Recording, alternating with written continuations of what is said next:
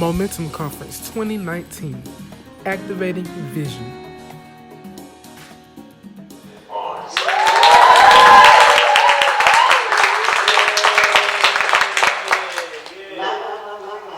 They say an open mic is a dangerous thing. All right. Everybody's doing all right? Okay, I think for those who don't know me, 20-year veteran, process improvement, process management, plans, operations, and training, earmuffs and throat, operating room, training folks how to serve, doctors that would do surgery. That's the 20 years I had. I wanted to be a math teacher. God made a joke. He made me a master. I do the add and the multiply. He does the subtracting and divide. So it is my desire to force something into you that you can walk away with and say, you know what? That right there is what I need. So I'm going to do a briefing on project management. The question is very simple. Are you activating your vision, or are you wasting your resources? Because if your resources are not aligning with what you say God gave you to do, you literally are wasting resources.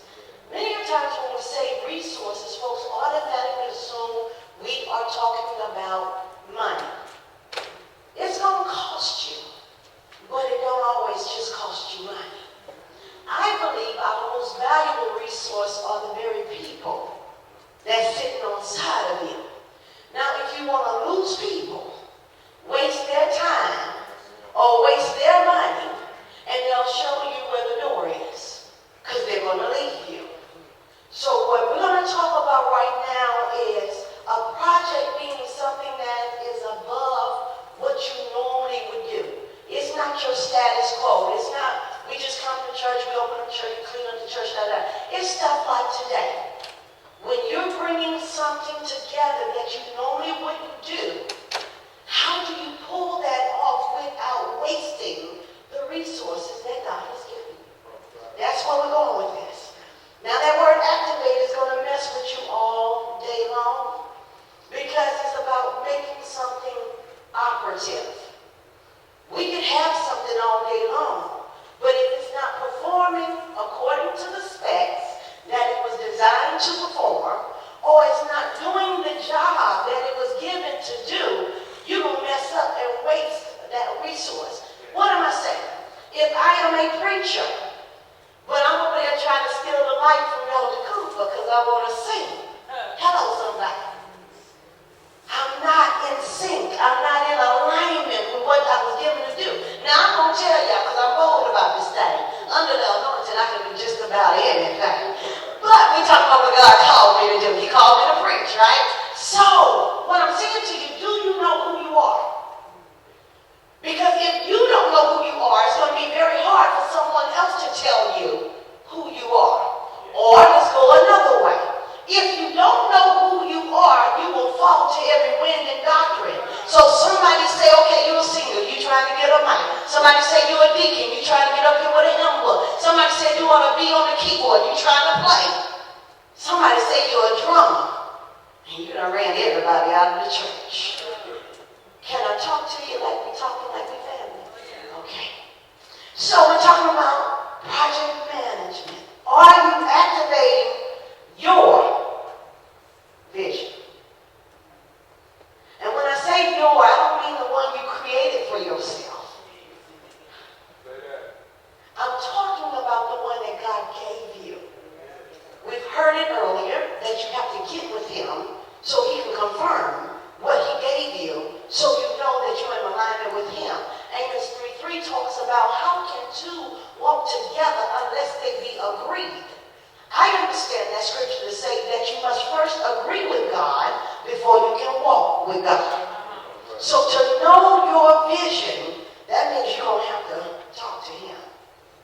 Now they give me a mic and a badge. Help me, Jesus. Activating vision. So you need to know what your vision is. And in this sense, you need to know what your project is.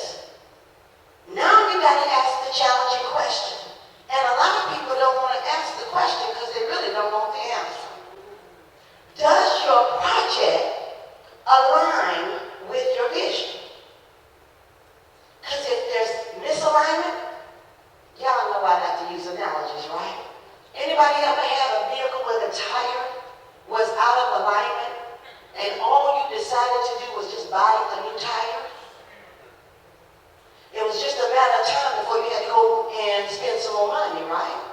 Because if you don't take the time to realign the vehicle and then place the tire, you're going to mess up the new tire. It don't take you a whole long time, a couple months. You'll start wobbling like you were wobbling before. So what I'm saying to you is you got to know vision, project. If I'm doing stuff again that does not align with the vision, I need to ask the question, is this something God gave me or just something I couldn't say no to because somebody asked me to do it? We have to be able to use two words in the English language. One is yes and one is no. I make no apologies for my no's. I live with them because I know if I'm able to give a no the first time, it's going to save me a whole lot of resources. All right? Do you know who you are?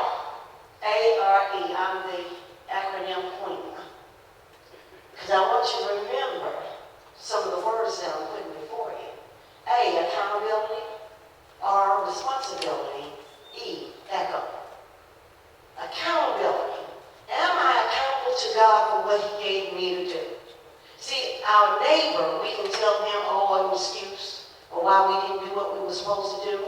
They don't know if you're telling them the truth or not. But we like to use this one phrase that's called, God knows my heart. And guess what? I'm going to let y'all in on a secret. Nobody may have told you this. He really does. So it's hard for us to lie to God the way that we lie to our fellow man. So if you know that He gave you a vision, you can go before Him and say, God, everything you gave me to do, I'm doing it. God, I know that you're not talking to me right now. Why ain't you saying something? I've learned over 30 years of ministry, guess what? If I'm not doing what He told me to do, there's no reason for Him to come back and tell me to do it again. It's the last order given. Hello, somebody. So a lot of times we wonder why God isn't speaking. He's not speaking because He already said it. And until you do what He said, come on, Abraham, you go and I'll tell you when you get there. But if you don't go, there's no need for Him to tell you something else. So accountable. Are you accountable to what He said? Responsible. Do you manage it in such a way that you know what looks like waste? You know when you're putting it in the wrong hands. We're going somewhere with this. You know when you're holding on to what He said release, and you know when you're releasing what He told you to hold on to. I'm talking about responsibility here. Because we're good at saying, God, I don't have it. He said, it ain't that you didn't have it, it's what you did with it. So here comes the echo. An echo is when I'm able to say what God said. If I want something to go out and not come back to me void, the easiest way to make that happen is I just say what God said. But I can't say what God said if I don't know what He said. That means I need to align myself with the Word of God. I'm coming in and out, in and out, in and out. With the Word of God. Why? Because I can't say what He said if I don't know what He said. I can't even repeat what He said if I don't know what He said. So here I have a project. And let's say that we're the pastors. We're all the pastors of the church. We got a vision. God gave us a project He wants to take place. I now need to assign somebody to do this job. Can I get people that's going to be accountable, responsible, and actually echo the spirit of what I said? Do they have the tenacity? Do they have the passion to do what I'm asking them to do? Do they even have the time? Do they have the know-how? Do they have the skill? Do they even want to do it? Because we make a mistake. We'll take people and bring them on a job. They don't know who want to be there. But we're going to force them. And then we get upset when they give us just anything they threw together. We're surprised. I don't get it. Maybe I can help you with that a little later. But the question was, have you counted up the cost? Because I want to believe one of the things we do in the church, we think that it's because it's somebody else's money.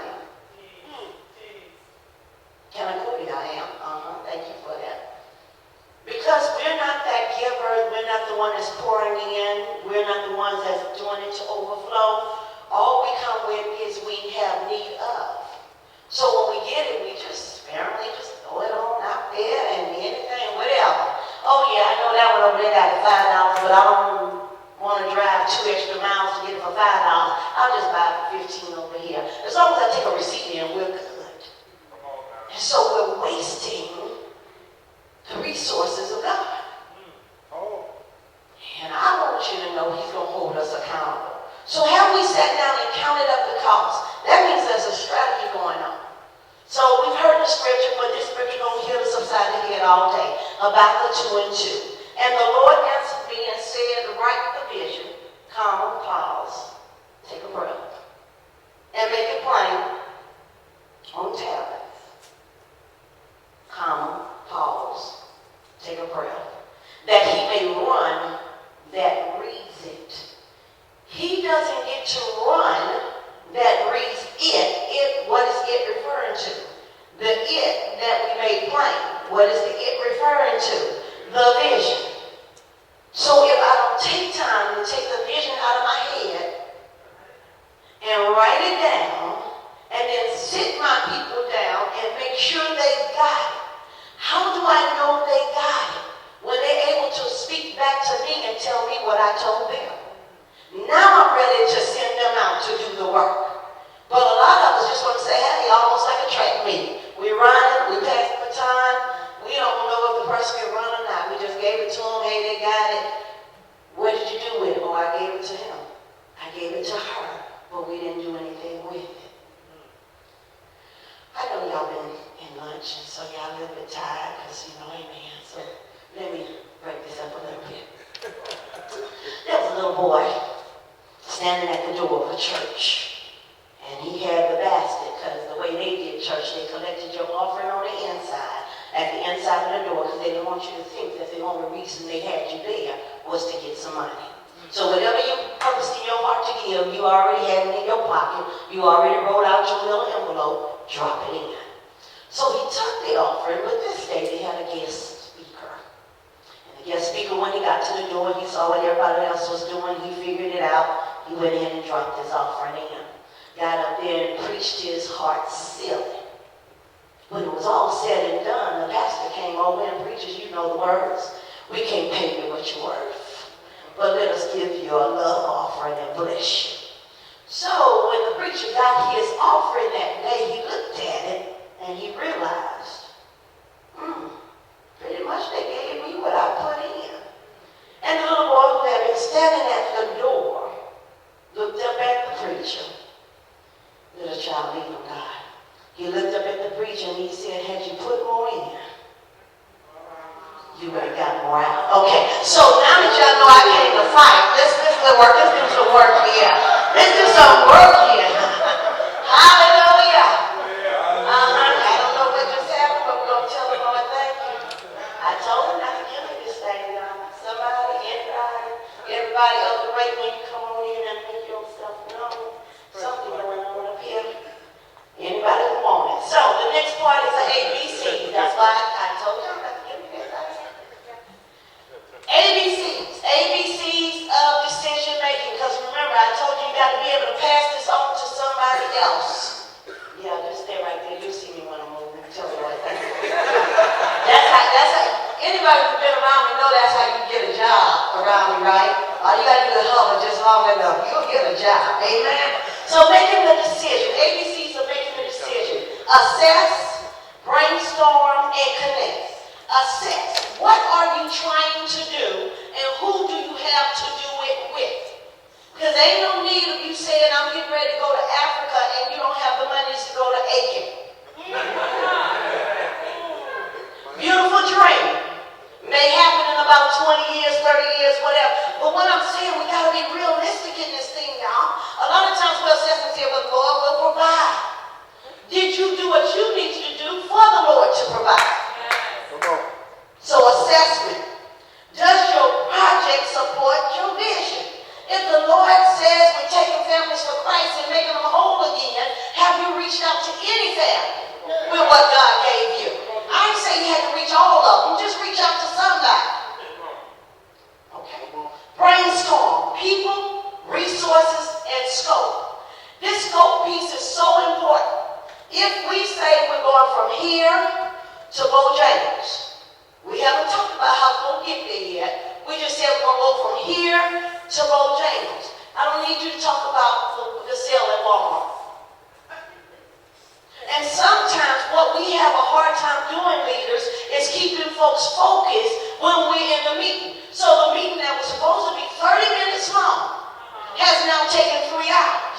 Now next week when you hold your meeting, don't nobody show up. Why? Because I ain't got 3 hours to give you.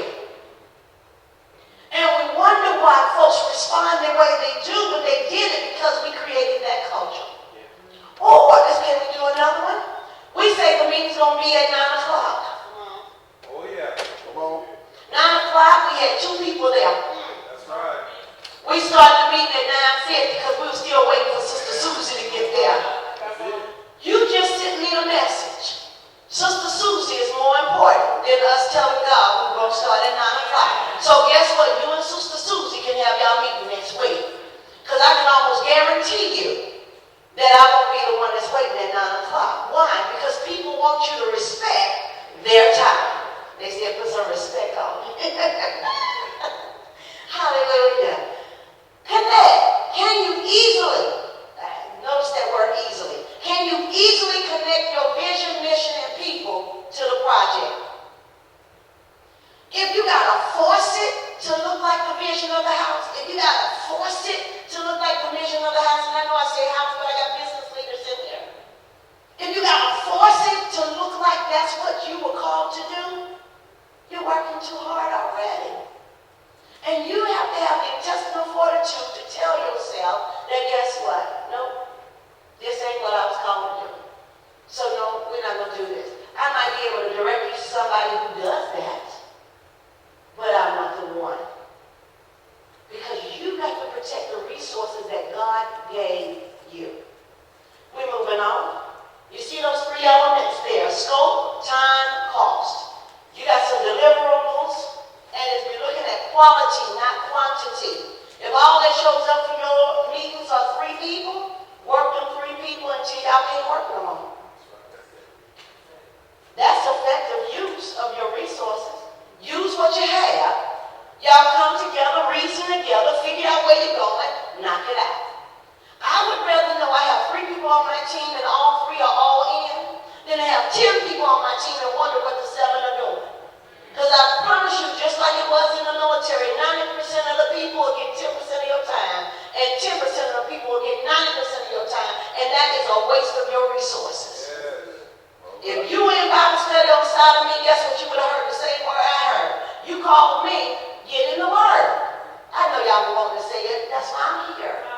That's why I'm here.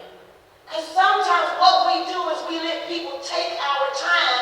We're focusing on the project we've been given, but then we are the ones that's up at 4 o'clock in the morning trying to meet a deadline because we gave 3 hours to somebody who you ain't seen in 3 months. And I ain't saying that ain't somebody's ministry, but it just might not be your ministry. But if you don't know who you are, you will sit there on that phone for 3 hours and then stay up until 4 o'clock in the morning knowing you need to be at work at 6. So you owe it to yourself to be real and truthful with you and the person making a phone call. So when you call and you say, hey, can you pray for me? I can, but even better, I can pray with you. You want to pray now? We're going to do it now? We're going to both invest in this. Oh, can you call me back? What? Y'all know about how that turned out, didn't you? Okay, so cost, workers and equipment.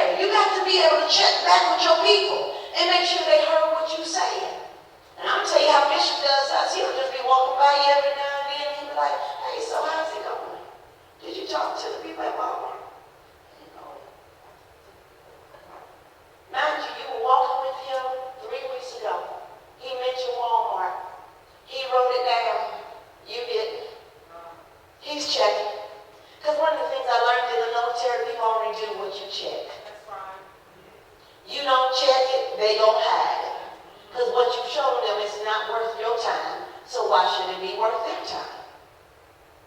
So if you're not going to put all into what you're doing, you might as well tell the person that's making an assignment, I can't do it. Don't tell somebody you can do it, and then 3 weeks later come up with 50,000 excuses on why you didn't get it done. Because now what you just did was create an issue for your sister or brother sitting to the left or the right of you. So sometimes what I'll do is when we're going in, I'll let the person know, we're doing this because Elder Ray didn't give us what we needed. So we're going to go and help Elder Ray get it done. I use him because I always throw him under the bus. Amen. Let's go on. So what is a project? A project is something that's going to change you from the small to the significant. It's going to move you. It's going to shift you. It's going to make you do something different that you haven't done. It's going to make you come out of your comfort zone and work with folks when you're used to working by yourself. Because what you're trying to accomplish is too big for you to do it by yourself. So you got to bring folks in. And guess what? Sometimes the only way we're going to learn who is with us and who is not is by, it's called, you're going to have to do an interview. But the interview is you're going to have to give them something to do and see if they accomplish what you gave them to do. Now, we make it hard in church to do it because we're supposed to be loving and kind and friendly and patient and long-suffering and will operate in meekness. But when did we say that doing God's business had to be less than what we do in the world? In the world, they give us an assignment. They tell you they're going to do an evaluation on you. If you don't meet it, they're going to write you up. Whatever it is. And we jump. We won't give our jobs an excuse. Oh, I won't be there. I'm running 15 minutes late. Oh, yeah, I meant to get up, but something happened and show up 2 hours late and not know that there's a penalty for it. But we do it to our brothers and sisters in Christ every day. So when do we give to Caesar more than what we give to God? Accountable, responsible, and go. We got to have common resources. And guess what? We consume resources, but we got to know that you got to have funding beforehand. You got to have some skin in the game. I know as outreach, I go out and ask people to join in with us, and the first thing they want to know, hey, how much you got? How much are you working with? They want to know that we already have something into this vision that we're talking about. Because if I haven't invested in it,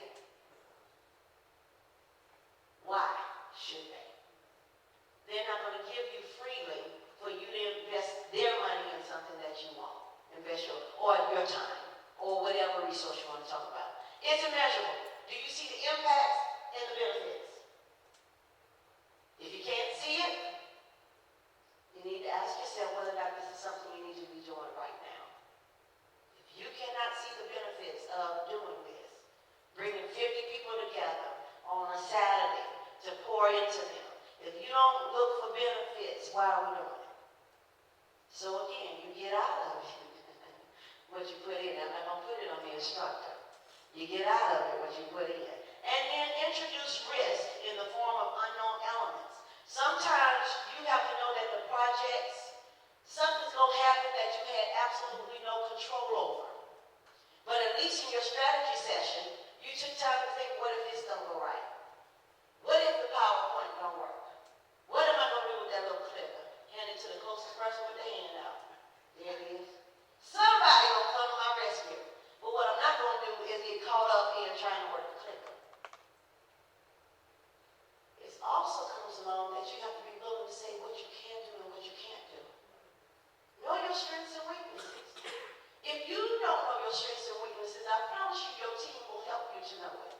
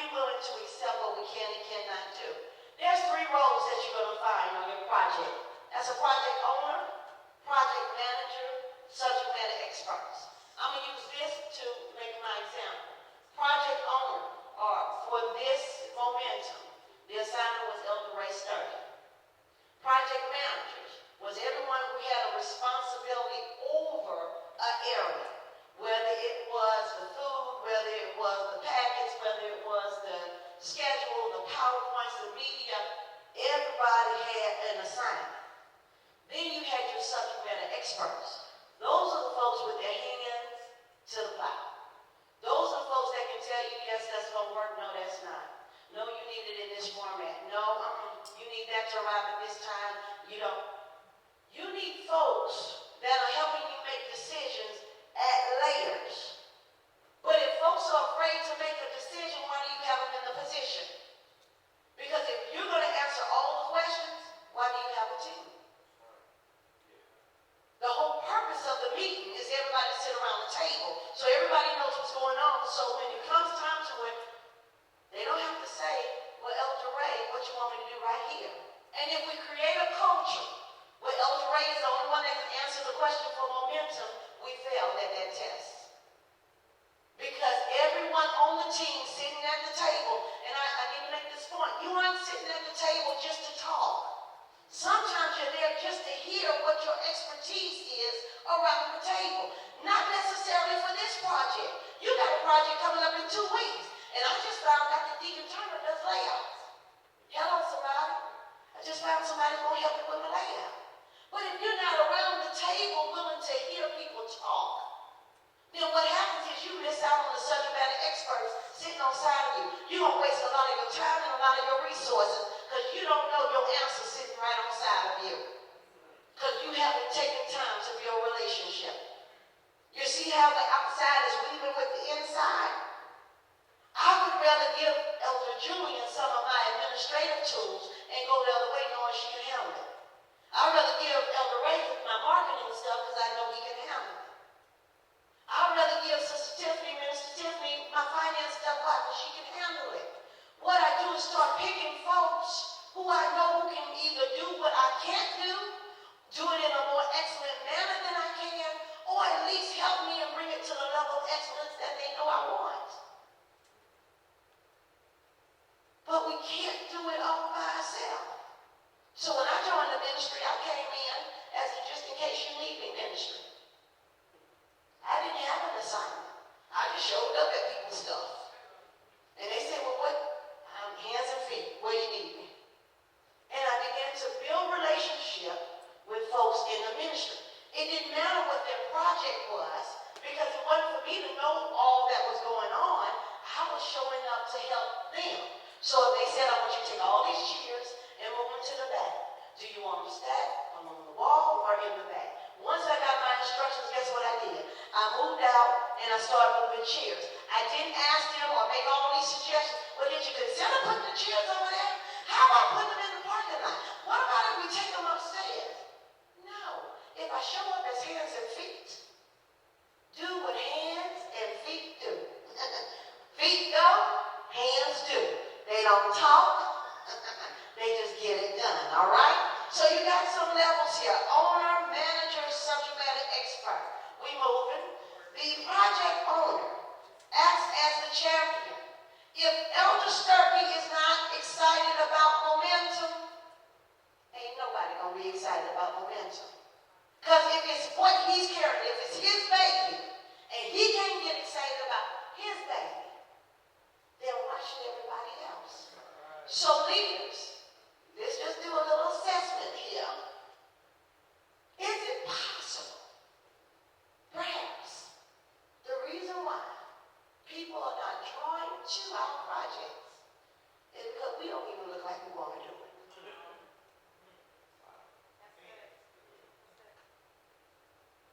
Just a question. I said perhaps, possibly. Because why would I want to come in and bring all of my energy to your project and you don't even want to do it?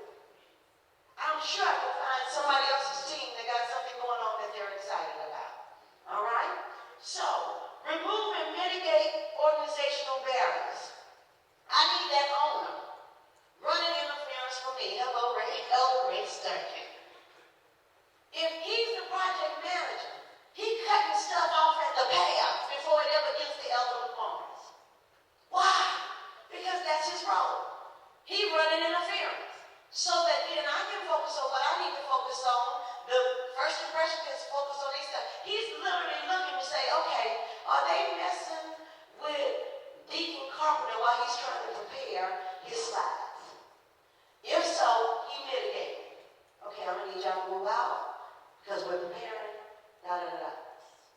He's not telling, well, go tell them. See, because their voice don't carry. His voice carries because he's the champion, right?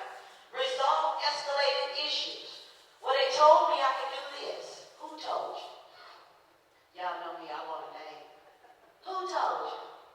No, the only voice you should be listening to right now is Elder Starkey. If Elder Starkey didn't tell you, it's not that. It's what we said when it was around the table. Okay? Resolve scope, quality, and timing questions. Keep people focused on what we're here to do. Make sure we're meeting the timelines that we set before us. Amen? Timing questions. When we doing this? Does this come before this or does that come before that? We have to be ready to answer that question. And we're echoing what we done heard all along. The manager ensures all project management guidelines are followed. All means all. Because I promise you that one time you make a decision that you're not going to do it, that's the thing that's going to hit the ground, and that's the thing that you're going to feel on the day of the event. Because we forgot we had this coming, or we forgot we did this because of that. We pushed it here because this was also going on. And as soon as we start letting folks make decisions outside of the table, where you sat down and worked through all of this during your brainstorming session, you came up with everything you could think that could go wrong, and you covered it. And now you got into a window and then somebody take off and do something different. It's going to sabotage your project, y'all. So you need that manager that's in there that's not afraid to speak on that behalf. Monitor progress against the projected plan. If you find yourself, you're looking for 60 registrants by a month out, and you're only sitting at 15, project manager needs to tell the project owner. Project owner needs to talk to the person who's holding the purse. Are we going to do this or not? Because we need to start cutting costs. Because at the pace we're going, we're not going to have the finances to do what we need to do. Somebody got to make the decision. Own it if you're the one that's supposed to be making that decision. Proactively escalate issues to the appropriate decision maker. Can I pick two words right there? Proactively and appropriate. Ain't no need of me asking one of the other elders about marketing if Elder Ray is over marketing. Ain't no need of me asking somebody else about the music if I got Deacon Carpenter and Deacon Hammond there, or Brother Napoleon there. Go to the appropriate person that can answer the question. Well, such and such told me I could. How did you end up with them and bypass all these people? That's how we create that friction amongst us, because we won't respect everyone in their respective places. We know how it feels when folks do it to us, but have we ever sat back and assessed when we did it to somebody else? That's why I think the best place for us to learn is as a follower. Can you serve someone else before you're looking for somebody to serve you? If you ain't been on a project yet in the last year, come stand on the side of me. We learned that one real quick. You learn to humble yourself because you never know who you're going to need. You never know who has what skill set. Okay? Report project status to the project stakeholders. Whoever has skin in the game, they need to know any changes you're making. Because guess what? They're echoing everything you're saying to their team. They can't be echoing what you told them 3 weeks ago and you done changed it 4 times. Okay? Responsibilities for that subject matter expert: execute project task and notify the project manager of issues. So when you got your hands on the plow, all you're doing is doing the work or letting them know why you can't get it done. That's it. And then we're escalating it up the system so we can correct it and then send information back down for how we're going to resolve it. Elements of a project. I need you to understand this because this is one of the most important slides we have. A project manager cannot be successful unless he or she has control over at least one element of the project. If you control the scope, you got to control the scope to meet the time and cost restraints. That means you got to keep people focused on what we're working towards. Control the time to meet the scope and the cost restraints. If you don't control the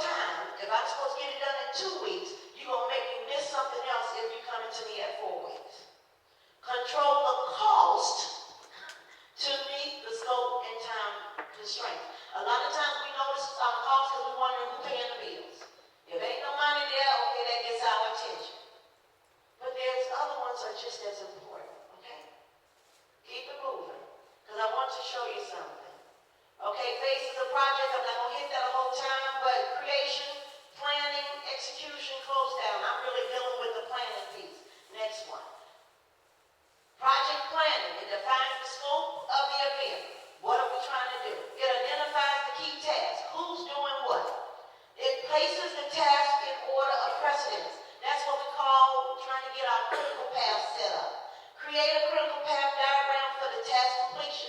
So if we gotta have the food order, but we also gotta have the tablecloths put on the tables.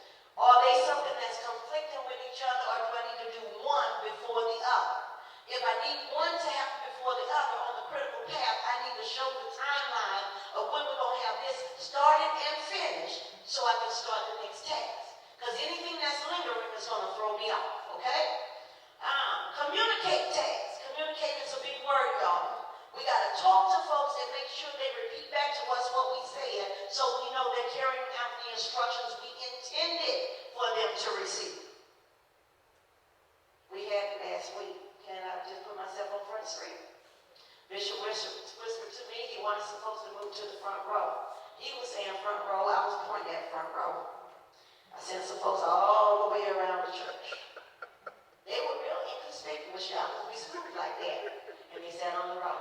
By the time they got there, I shook my hand, because now I have gotten confirmation that they don't need to be on this front row. They need to be on this front row. But y'all have to understand how worship came here, we looking, I'm pointing, he pointed.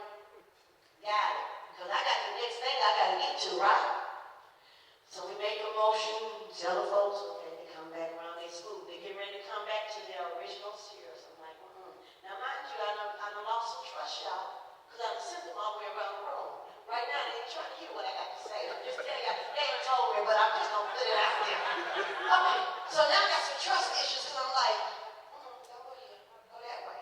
Well, this is abnormal, because this is not something I would normally tell them to do, but I'm looking at them going, I need you to go there.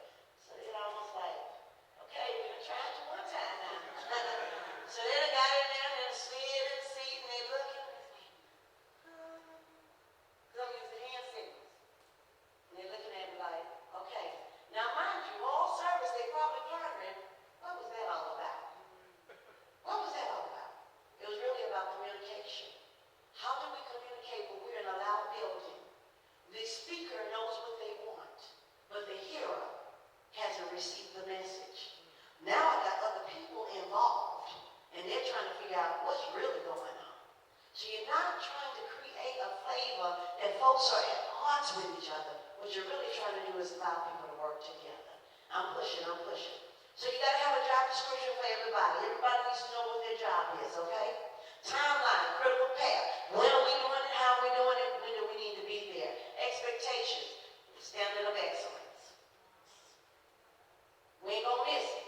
Standard of excellence. If you want error in doing it better than you thought I wanted it. There you go.